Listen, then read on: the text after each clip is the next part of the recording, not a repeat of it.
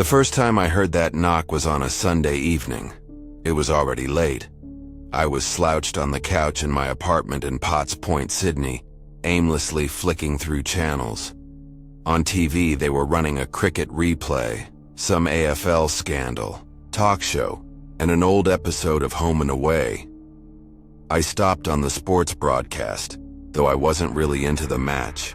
The commentator was raving about some historic win, while I just stared blankly at the screen, knowing I was wasting my time but too tired to do anything useful.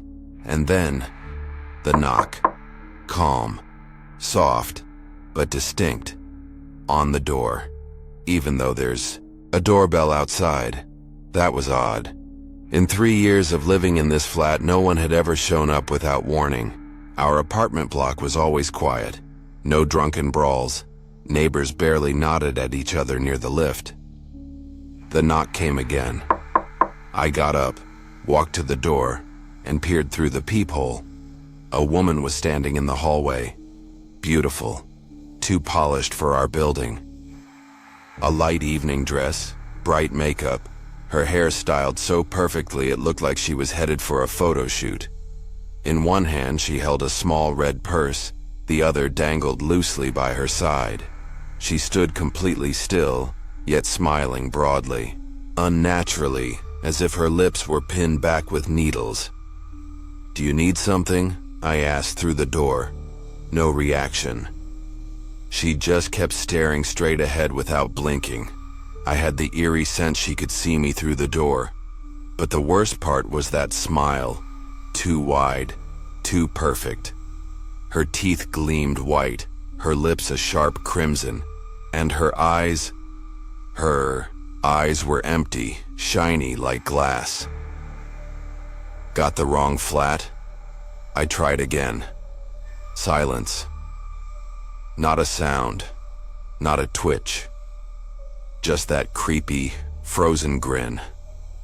I reached for the lock, ready to open and explain she'd probably mixed up the door. But then I hesitated. Something deep inside screamed at me not to open. I yanked my hand back. All right, I'll just ignore it. Probably just some drunk tourist, lost after a night out, I thought, turning up the volume and going back to the TV. Half an hour later, the image of that woman was still running laps in my head, gnawing at me. I walked back to the door and checked the peephole again. The hallway was empty. I sighed in relief. I never liked uninvited guests, and this one had been particularly unsettling. Maybe just some junkie or someone mentally unstable. In downtown Sydney, that happens. With that thought, I went to bed. The next day turned out chaotic. At Royal North Shore Hospital, where I worked as a nurse, it was pure bedlam. Mixed up lab tests, the MRI machine breaking down. By the evening, I felt like a squeezed lemon. I came home, collapsed on the bed, and was out in seconds. The knock woke me. I checked the clock, 3:17 a.m. Who the hell at this hour? I muttered to myself before yesterday's strange visitor flashed in my mind. I lay still for a minute, listening. The knock came again. Calm, light, almost polite, yet it set me on edge. I walked to the door and peered through the peephole. A boy of about 6 or 7 stood there in a Sydney Roosters t-shirt, messy, dark hair sticking out. He stared straight ahead, then spoke. "Can I come in, please?" It took me a second to realize he was talking to me. "Are you lost? What's your name?" I asked. He didn't answer, just repeated the same line, in the same tone, same cadence. "Can I come in, please? Can I come in, please?" He kept saying it over and over like a doll with a single recorded phrase. Cold prickles ran down my back. The boy stood unnaturally straight, his eyes unblinking. Maybe he really was lost and not aware of what he was saying. But he wasn't crying, wasn't asking for help, just looping that same line like his program had frozen. I slowly backed away from the door, went back to the bedroom, pulled the blanket over my head. I told myself someone else would deal with the kid. Surely a neighbor would hear and figure it out. I didn't want to get tangled in some weird drama with a stranger's child who had no business being in my hallway at night. And anyway, I had work in the morning. At least that was the excuse I kept feeding myself. The truth was, the boy filled me with an icy dread. Soon, I drifted into a restless sleep. In the morning, I had a quick breakfast, left the flat, and headed for the lift. On the way, I heard a door open. Out stepped John, a tall red-haired bloke in his 40s who worked somewhere down at the port. "G'day, mate," I nodded. We greeted each other now and then, but never talked much. He nodded back. I hesitated, then asked, "Hey, you didn't hear anything strange last night, did you?" He frowned. "Like what?" "Yeah, I don't." "No?" I shrugged, trying to sound casual. "I got woken up by some voices. Maybe it was just a dream." Because really, I couldn't admit I'd refused to open the door to a child because he scared me. That sounded insane. John shook his head. "Didn't hear a thing." His voice was calm, but something in his face unsettled me. He winked, first with one eye, then the other, oddly, mechanically. I'd never seen him do that before, and he was cracking his knuckles, over and over insistently in a way that made my skin crawl. "Well, all right then," I said. "Maybe I imagined it. Sorry to bother you." I hurried to end the conversation, goosebumps prickling up my spine. He nodded without another word. All the way to the lift, I felt his gaze burning into my back. When I turned, John was still standing by his door, motionless, as if waiting for me to disappear from sight. On the way to the hospital, I kept thinking maybe it had all been a dream. Yeah, I could have sworn I woke up, looked through the peephole. But on the other hand, I'd mixed up dreams with reality before, especially after tough shifts. Yesterday had been brutal. 20 emergency admissions in the ICU. Maybe it really had been just a dream. Most likely, yeah. I got back home on autopilot. My head was buzzing, my body aching. I wanted only 3 things: a shower, a cold beer, and some dumb Netflix series. I'd barely undressed and headed for the bathroom when a knock rattled the door. My heart skipped. My nerves were already frayed. I froze for a second, staring at the door. Then slowly I stepped closer and looked through the peephole. A Domino's courier stood there, tall guy in a red cap, holding a big pizza box. Everything looked normal, except for a few details. No thermal bag, just the box in his bare hands. Gloves, blue nitrile ones like we used at the hospital. Odd for a delivery guy. COVID was long gone, and couriers didn't bring food upstairs. They waited out front until you came down. They didn't even know apartment numbers. When I asked who it was, he spoke. "Pizza for Alex. 4 cheese." I reached for the lock, then stopped. I hadn't ordered anything, though I loved 4 cheese pizza and could have killed for one right then. The woman in the evening dress came to mind, the little boy, and now the courier. Too many strange guests in one week. I didn't order anything. I kept watching as the courier knocked again. "Pizza for Alex. 4 cheese," he repeated, same tone, word for word. I pulled out my phone, opened the Domino's app. No active orders. Raising my voice on purpose, I called out, "Hey there, double check if an order was placed. I gave you my address." Footsteps outside. Slow. Heavy. When I looked through the peephole again, nothing. Empty. I locked every bolt and stood there, thinking hard. Maybe I really should set up cameras just to see who's coming around and what the hell's going on in this building. The night passed quietly. I calmed down, almost convinced myself all these visits were just a string of weird coincidences. The next day, I threw myself into work. Another busy shift at the hospital. Nothing new. By evening, I was dead on my feet. The only good thing, tomorrow was my day off. Back in my flat in Potts Point, I ordered some Chinese takeaway and was already looking forward to dinner with a cold beer and a lazy show, and then the knock.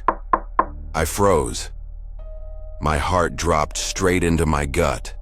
That damned knocking again. Who was it this time? I jumped up, carefully stepped to the door, and peeked through the peephole. Declan, my best mate and colleague from the hospital, was standing there. "Hey, Alex, open up, come on." Dec and I had been tight since our USYD days, went through clinicals together, landed jobs at Royal North Shore, though we barely crossed paths at work since he worked nights. And ever since he moved in with his girlfriend in Manly, we didn't see each other as often. Still, every now and then he'd just barge in with a six-pack of VB and wild stories about some nightmarish shift at the hospital. So, seeing him at my door didn't exactly surprise me, but the way he looked, that wasn't normal.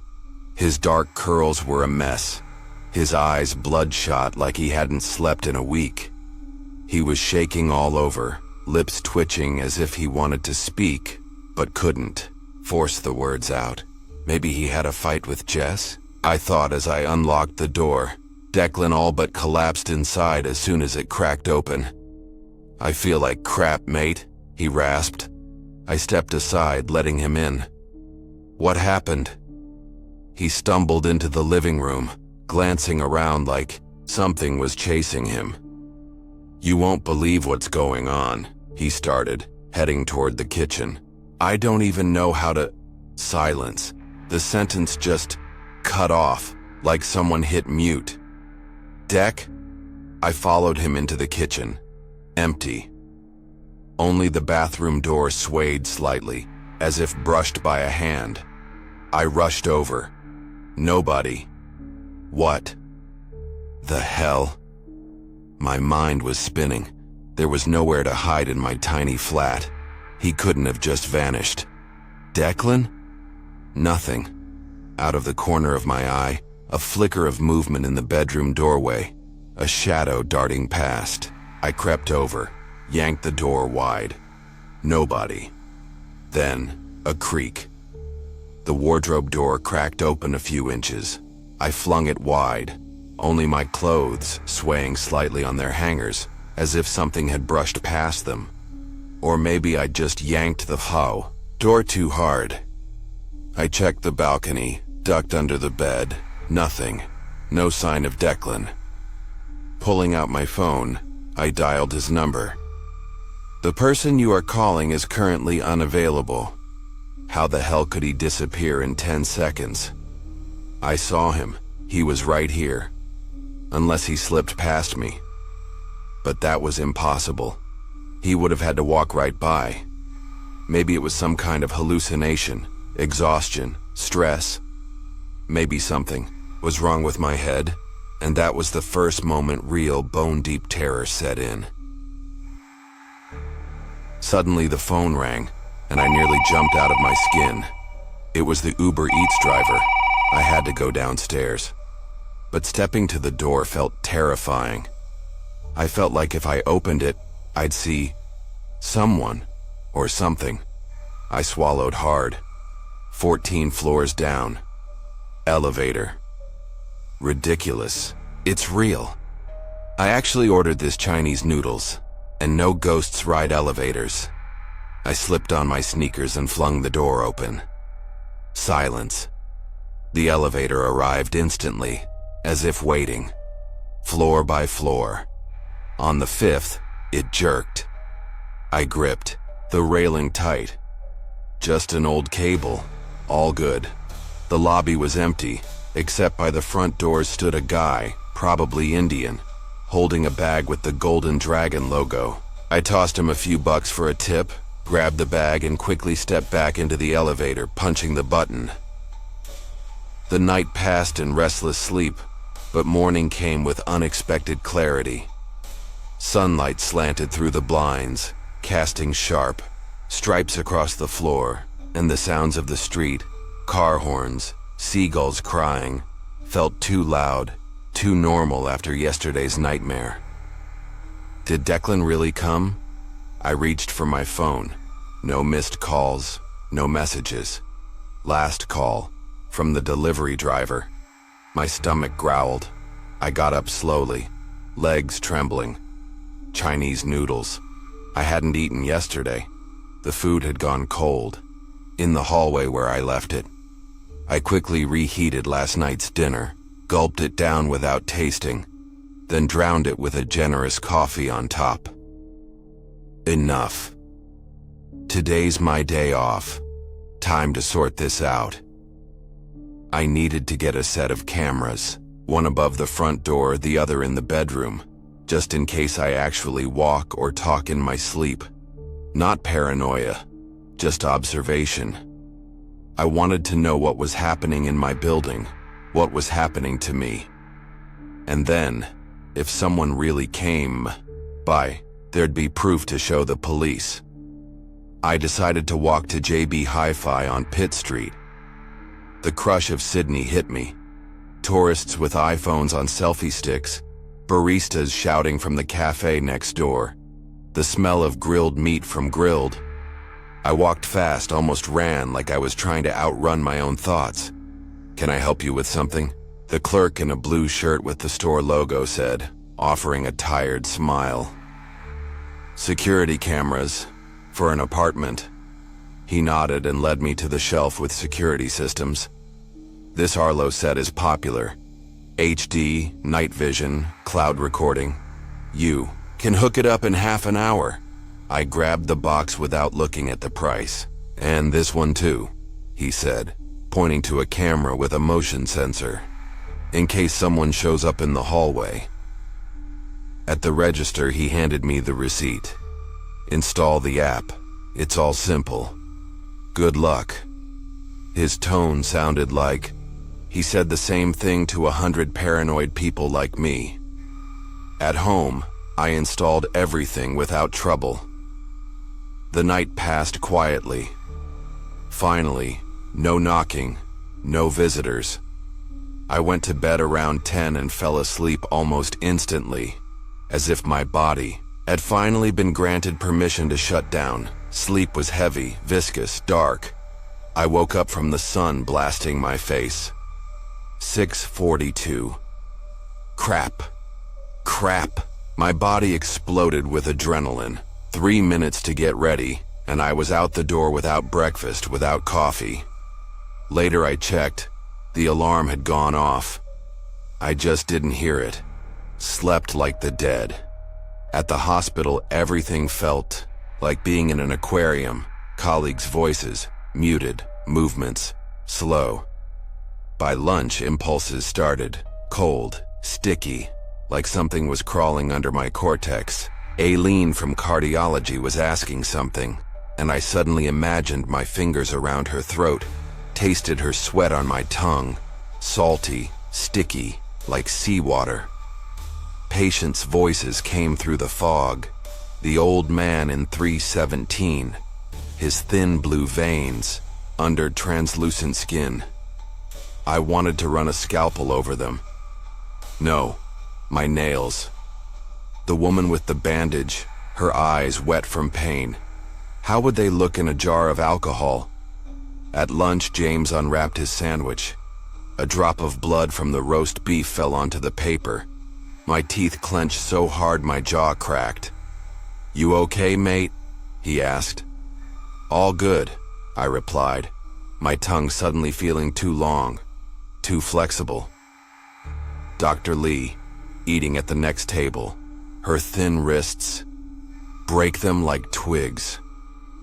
I balled my fists, nails digging into my palms. What the hell? In the bathroom, I threw up until black spots swam in front of my eyes. The tap water smelled like iron. Or was it the blood on my teeth? What was wrong with me? I tried to focus, but my brain was living separately, like someone else was pulling my thoughts with strings. I barely dragged myself back to my flat, like I was carrying a sack of wet sand on my shoulders. Sat on the couch with a beer and tried to figure out what was wrong with me. I'd slept well, even overslept. So why did I feel like I'd been beaten across the head all night? And what were these strange thoughts? Maybe I hadn't slept at all. The thought hit me. The cameras. I opened my phone, launched the app, accessed the footage from the outdoor camera, and started scrolling. My fingers slid over the screen. My hands still shook from the hospital. The night had been quiet, no visitors. Then I switched to the bedroom footage and started watching. At first, a normal scene. Me asleep, turned toward the wall. Then, the closet door slowly creaked open. I didn't notice immediately. The movement was barely perceptible. But the worst was yet to come. The blanket beside me sank, leaving a clear indentation, as if someone had lain down next to me. I watched, holding my breath. Then, silence. A long pause. Nothing happening. A few seconds passed, and I moved on the recording. My body jerked, like someone had pulled invisible strings. Then, I slowly sat up in bed. Movements were broken, unnatural. First, my right arm lifted, then my left leg. My head snapped back with a crack. I was glued to the screen. Fear spread through me, slithering under my skin, making every hair stand on end. The body in the footage swayed, back and forth, back and forth in a perfect pendulum rhythm. The back was unnaturally straight, like an iron rod had been attached to the spine. Then the head lifted. My face. But not my eyes. The eyelids were unnaturally wide open, pupils dilated to black, lips stretched into a smile I had never worn. I turned its head directly to the camera and froze, like it was looking, no, seeing me through the screen. I sped up the recording, unable to believe my eyes. My body had remained motionless for exactly 47 minutes, not blinking, not breathing, like a corpse on a gallows. Then it began. First, just fingers cracking, then bones started pushing out from the joints, forming white bumps under the skin. Hands bent inside out, elbows snapping like they were breaking but didn't. The neck twisted too far, chin hitting the collarbone with a wet crunch. I started hitting myself. First strike, a slap. My head jerked right. Second, fist to the temple. My eye rolled. Then laughter erupted. Not mine. Not human. The sound of lungs bursting. On the footage, I collapsed onto the bed like a sack of bones. Silence. Only. The closet creaked, as if someone inside was holding their breath. And 2 hours later, I woke up, as if nothing had happened. I sat, unable to move. One thought pulsed in my head. What was scarier? What I'd seen on the footage, or the fact that I didn't remember any of it? My skull throbbed, not with thoughts, just fear, slowly spreading through my body like liquid nitrogen, burning everything in its path. I had to get out. Right now. I leapt up, gripping my phone in my hand, everything else be damned. The main thing, leave. Get out of this cursed apartment. But my left leg buckled. I fell to my knees, my elbow smashing into the floor. Tried to rise, and realized my right arm wouldn't move. It just hung there like a dead weight, fingers frozen, as if cut off. No, I hissed, biting my lip, until it bled. "Let me go, you bastard." I tried crawling. My right leg dragged behind me like it was chained to a weight. Every movement came with pain. Muscles seized in cramps. My temples throbbed. Saliva dripped from my chin. I hauled myself forward, crippled, scratching the parquet with my nails. The phone slipped from my hands. One thought drilled into my head. I'd let it in. It came in different forms. A woman, a child, a delivery guy, a friend. And I, idiot, let it in. And now it was here, inside me. In the wardrobe mirror, I saw my face, pale, sweaty, twisted, lips bloody, and a smile, wide, satisfied. I screamed, and IT smiled back. The phone lay half a meter away. I had to call for help. I reached for it, and suddenly my own left hand grabbed the right. A crack echoed. Pain exploded in my joints. Fingers bent backward, bones snapping under the skin. I whimpered, tried pressing the mangled hand to my stomach, but it just flopped like a rag. Then another crack.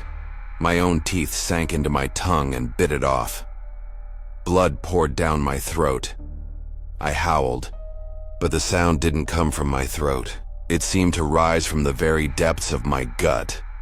All I could hear was someone else's laughter, echoing inside my skull. I stood, or rather, my body rose on its own. I felt every movement but couldn't control a thing, as if I'd been stuffed into a bag made of my own skin and was being carried somewhere. Like someone was controlling me with a broken remote, all buttons jammed except one. Go! My feet stepped on the floor, but I was only a spectator in the theater of my own body, watching the scenes, screaming in the dark. While the film ran on without me, I ended up in the kitchen and opened the fridge. Inside lay a tray of raw steak, bloody, with thick veins of fat. My hands grabbed the meat. My teeth sank into the flesh. My throat swallowed the piece. I felt everything. Cold blood on my chin, fibers of meat tearing between my teeth, pleasure that didn't belong to me. I was still here, somewhere deep inside, compressed to the size of a pea, stuck in a corner of consciousness, dark, cramped. But I was still here. As long as this body chewed and laughed, I was still here.